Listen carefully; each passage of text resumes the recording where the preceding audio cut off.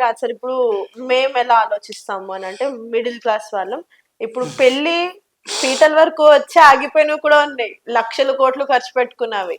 ఇక్కడ ఇంకా just start అయింది, ఫినిషింగ్ ఇంకా రాలేదు. ఒక అంటే లాస్ట్ 10 years నుంచి అమరావతి డెవలప్మెంట్ గురించి మన గవర్నమెంట్ మారడం కానీ, పొలిటికల్ ఇష్యూస్ నడవడం కానీ అన్ని ఇన్వాల్వ్ అయి ఉండడం వల్ల నమ్మకం స్టెప్ బై స్టెప్ కోల్పోతూ వచ్చాం మనం ఇప్పుడు దాకా.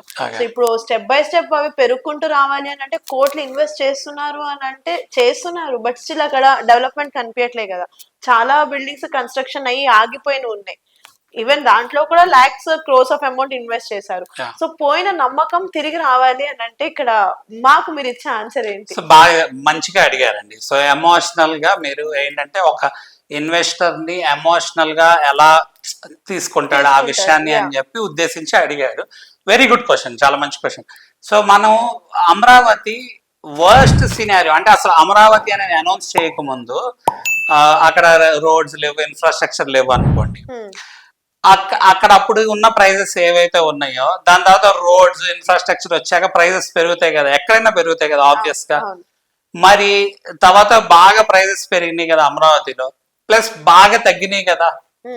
అంటే తగ్గినప్పుడు వర్స్ట్ సినారియో, పొలిటికల్ సినారియో వల్ల అవనివ్వండి, లేకపోతే ఏ కారణం వల్ల అయినా అవనివ్వండి. సో ఆ సినారియోస్ అన్ని ఆల్రెడీ ఆ ఫేజ్ ఏదైతే ఎక్కడైనా ఏ రియల్ ఎస్టేట్ మార్కెట్ లో అయినా అప్ అండ్ డౌన్స్ ఉంటాయి. ఇప్పుడు స్టాక్ మార్కెట్ తీసుకున్నాం అప్ అండ్ డౌన్, లేకపోతే మనిషి లైఫ్ తీసుకున్నాం మనం, ఇప్పుడు మన హాస్పిటల్లో ఉన్నాం అనుకోండి, అది ఇలా అప్ అండ్ డౌన్ చూపిస్తుంది. ఒక లైన్ ఇలా చూపించింది అనుకోండి పసక్ అనమాట. సో ఆ ఫేజ్ ఏదైతే వర్స్ట్ సినారియో ఫేజ్ ఏదైతే ఉందో అమరావతి, అది ఆల్రెడీ వెళ్ళొచ్చింది.